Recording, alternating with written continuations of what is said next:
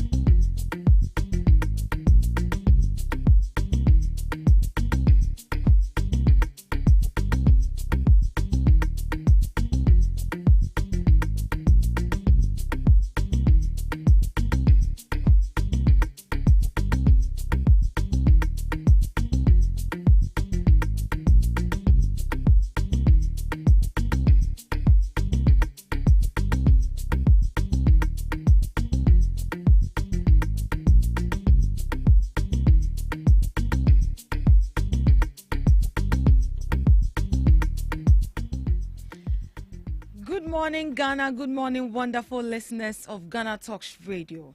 It's yet another beautiful, brand new morning, and you are welcome to the GhanaTalks Breakfast Show right here on GhanaTalks Radio. Here is the news headline review, and right here we bring you all the latest headlines making waves in the news, from business to politics, from sports to entertainment, and everything in between. We got you covered with the most relevant stories. As usual, I remain your host, Esinam Fiagbedu, and joining me today on my news headline review is Miss Regina Bless. Good morning, Miss Regina. How are you doing? I'm good. How was your night? Cool. Was traffic that hectic? No. All right. So let's dive straight into a news headline for today. Government to abolish GRA's collection of property tax.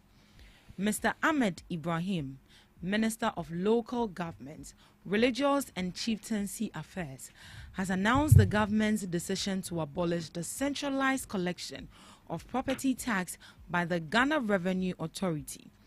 He said the decision reaffirmed the government's commitment to fiscal decentralization and empowering metropolitan, municipal, and district assemblies.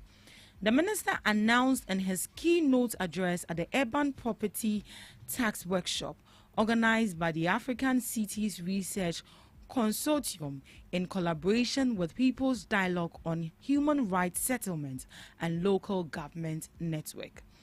The 3-day workshop brings city managers, policymakers, and international experts together to strategize on improving property tax systems in Ghana and across Africa. Key focus areas include adopting digital tools for efficient tax administration, enhancing local capacity for revenue mobilization, and ensuring taxpayer confidence through visible service delivery. The minister said the centralization of key revenue items for the assemblies, like the property tax, has denied them significant internally generated funds, thus affecting the delivery of essential services to local areas.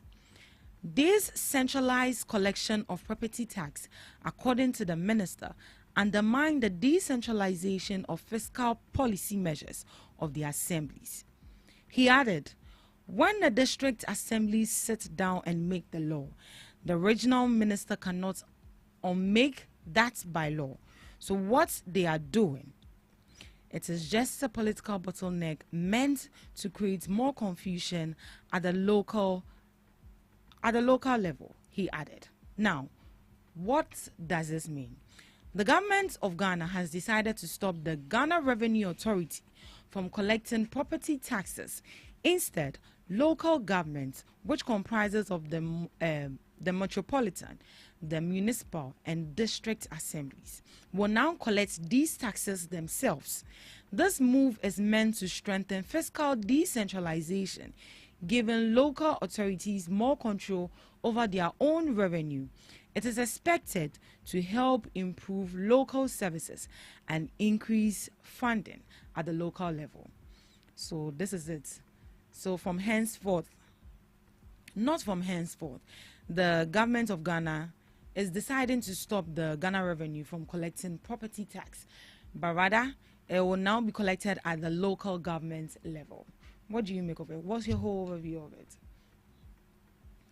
All right. So the little I can say, I would say in a way it makes sense. First of all, it would boost local revenue control. Local governments get to directly manage and benefit from taxes within their jurisdictions, which can lead to better accountability and service delivery. And secondly, encourages fiscal decentralization. So we all know that President Mahama has been trying his possible best to decentralize governance, empowering other local sectors to also manage their own development. I think it's a good idea, and also it would motivate improved local systems. This wouldn't be a case where you would have to travel a long distance, or not necessarily a long distance, but just go to the GRA office to pay all these. Rather, you just pay to your district assembly. Exactly. Yeah. Yeah, so one may ask what the property tax is all about. So the property tax is a type of tax that property owners must pay to the government based on the value of their property, usually lands and buildings. It's typically paid annually and is used to fund local services such as roads and infrastructure, waste management, schools and education, public safety. An example can be the fire and then the police services, and also community development projects. So this is what the property tax is all about. So the amount of property tax you pay depends on the value of your property and the tax rate set by the local authorities.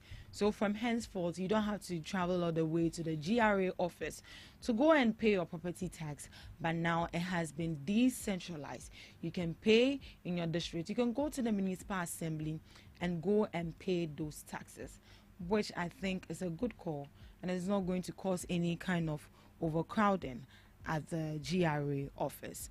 All right, moving on to our next story. Regional ministry is a distraction at the local level and should be scrapped. Dennis Miracles Abuaje, Director of Communications for the Baumia 2024 campaign, wants the scrapping of the regional ministry desks across the country, describing it as a political stumbling block that undermines the autonomy and effectiveness of local assemblies.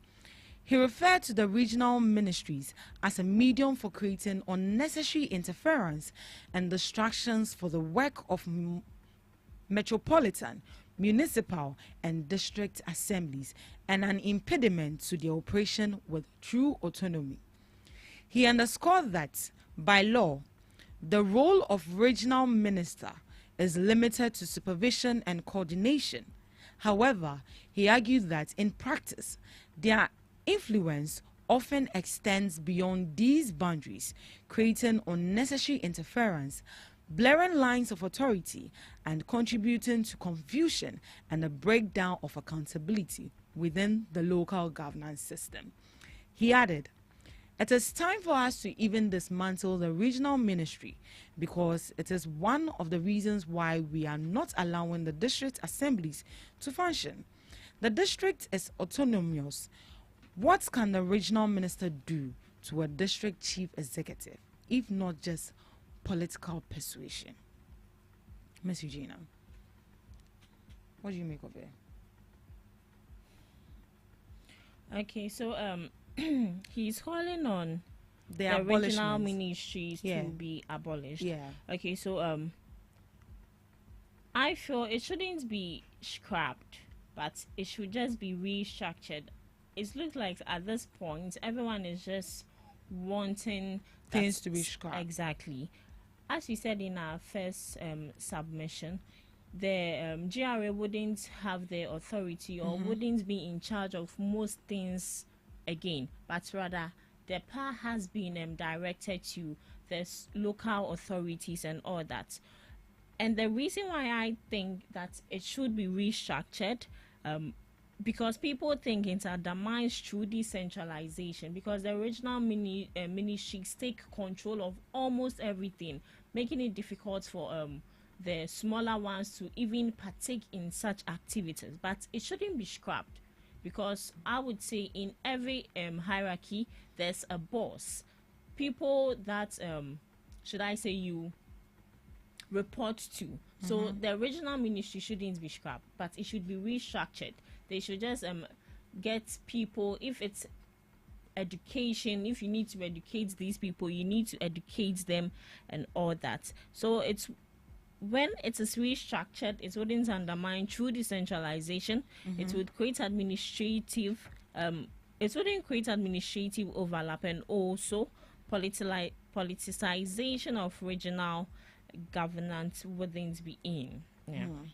So Dennis Miracles Abuaje is calling for the abolishment of regional ministries in Ghana.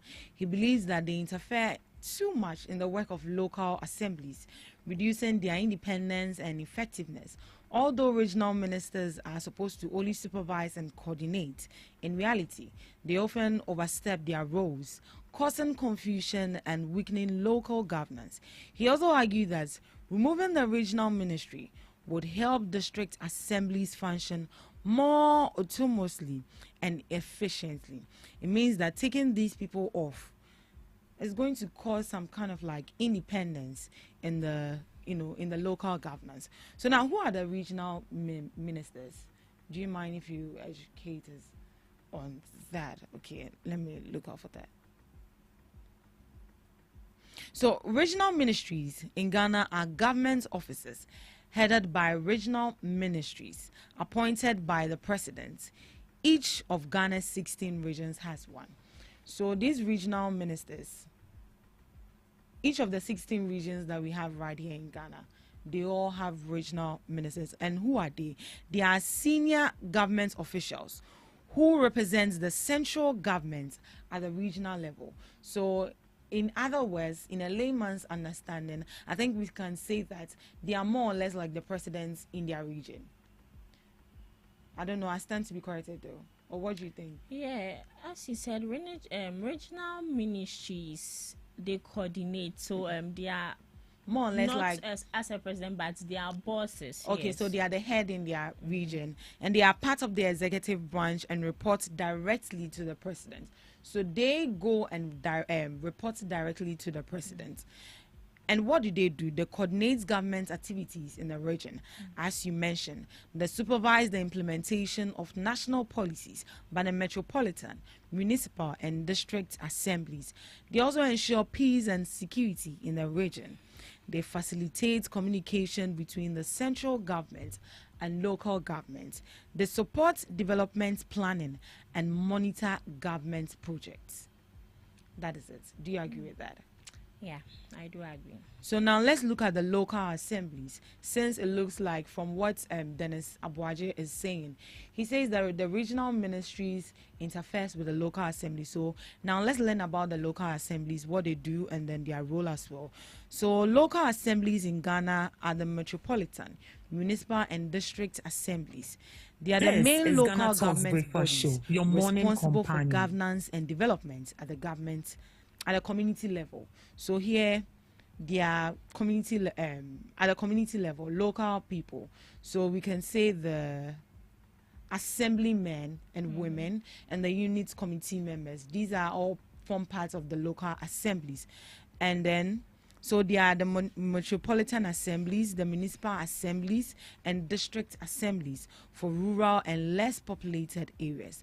So they are made up of an appointed district chief executive or mayor, just like the way we have here MCA, municipal chief executive, elected assembly members, as I mentioned, government appointees, and then administrative staff.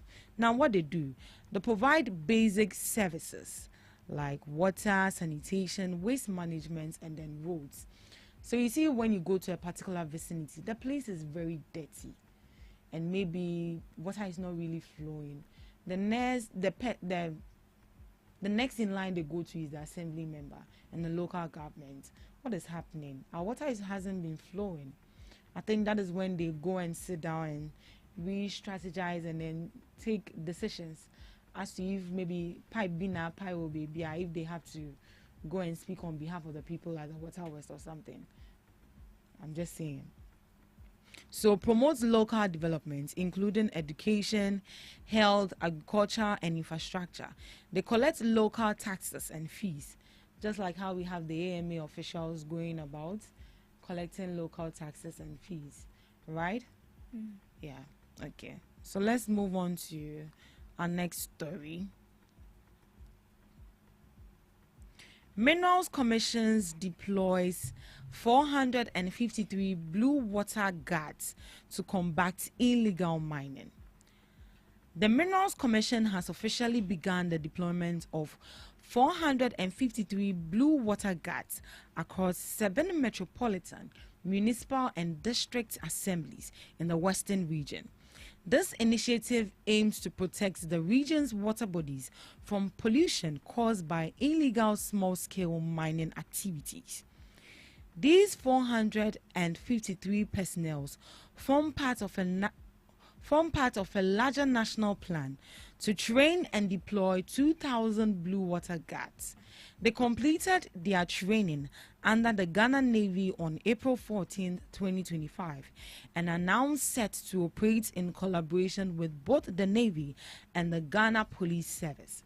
Speaking to the media on Wednesday, May 25th, during the deployment of 213 guards to the district, the Western Regional Director of the Minerals Commission, Mr. Francis Annabel, announced that a total of 326 guards have already been deployed across the selected MMDAs.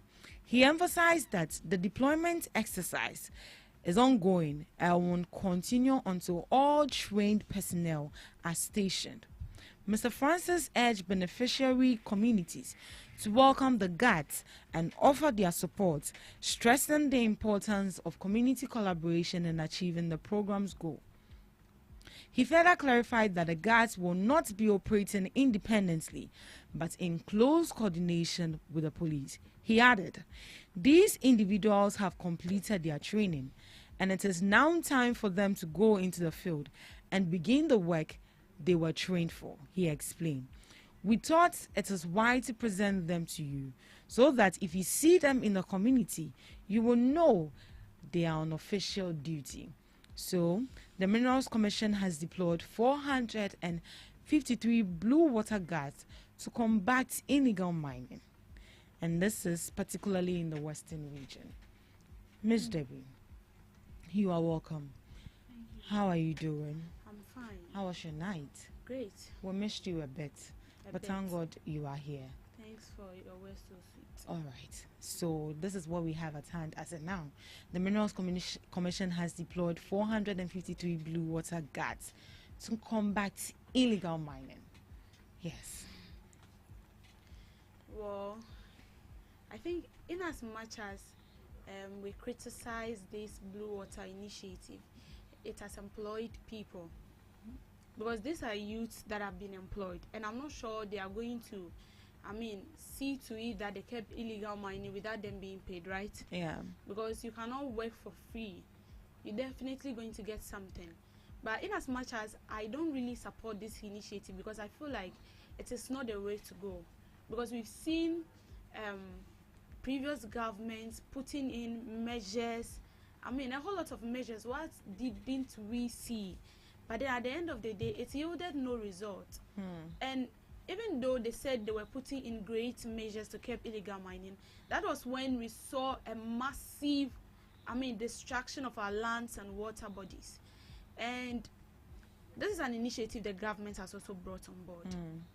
That they are going to employ, at least I know they're going to training, and they are going to be on grounds. That is, they are going to be on forest reserves, right? Yeah. And water bodies, to ensure that these people do not come back to the water. But then I want to ask, are they well equipped? Are they well armed? Because these illegal miners, as we know them, illegal miners, but then they are armed. And I think some time ago, this forestry commission, Yeah. I think the then leader of forestry commission was in the previous government. He made claims that even those who work in the forest, like, ensure that the species in the forest are safe, and that they are not able to stop these people because they are not armed. And then these illegal miners are well armed. They have all these ammunitions that they use in protecting themselves. So if these people are going to ensure that we kept illegal mining, are they well equipped? Because see, bringing this thing down is like between life and death. Because some group of people have made up their mind that this is what we want to do. And no matter the measures we put in place, we are not going to abide by it. Right. And so I'm sure that they know what is going on and they've prepared. So as they are going on ground, are they well equipped to ensure that they prevent these people from coming back on board? And what safety measures have we put in place? Yes, we've train them. But are they going there alone, or they will be guided by, let me say, military personnel? So they'll be working in close contact with the police. Okay. Yeah. Then that's a good one, because when they're working close contact with the police, then it means that their safety is 50% assured. Why 50%? 50%. You think their safety is not? It's not 100% assured. No, it's not 100%. Why? It's not, because allegedly some policemen are even, involved into these stuffs. The illegal mining? Yes, they have connection with these illegal miners. Do you remember the reporter from Joy News? He went to report on one illegal miner. I think, I've forgotten the name of the community. And there was a policeman and they were beating him. A police officer was on ground and they were beating him. As a police officer, I know you are there for the people. You are not there for yourself. So if someone is defending, and if the person is going to cover up, he's actually doing it in favor of all the citizens, because we cannot go there. And so they enlighten us on what is going on. And you are supposed to protect the person. You are there, idly. It was even a military man in military uniform. But they don't care. So some of these military or police personnel have contact with these illegal miners. So because of that, I would say their safety is 50% assured, not 100%. Not 100%. But when they go there, they should be careful, because see, this is a matter of life and death. In as much as at the end of the day you'll be getting something, but at least, and then to the government, they should come up with, proactive measures, like measures that will.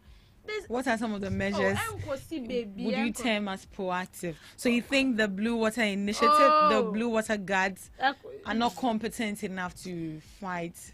If I say they are not competent enough, I'm trying to be biased, because I feel yes, and we haven't seen them work, so we can't see. But you've seen them like in person. We've seen pictures, and then the physical appearance of some of them. And then if you look at them, no, I feel like we shouldn't judge a book by its cover. Oh yes, no, I'm not trying to judge them, but then it's something I'm saying. It's something that is very common, and we used to see it often. But then you see, I can't judge you people, but then I'll just, keep shut and then watch what will come out of it. But it's the government, they have to bring in something else. But as you said, we can't judge a book by its cover until you are watching. All right, let's give them some time and let's see what they are going to do. All right, Miss Regina. So the Blue Water Initiative, or this Blue Water Guards, I feel that in a way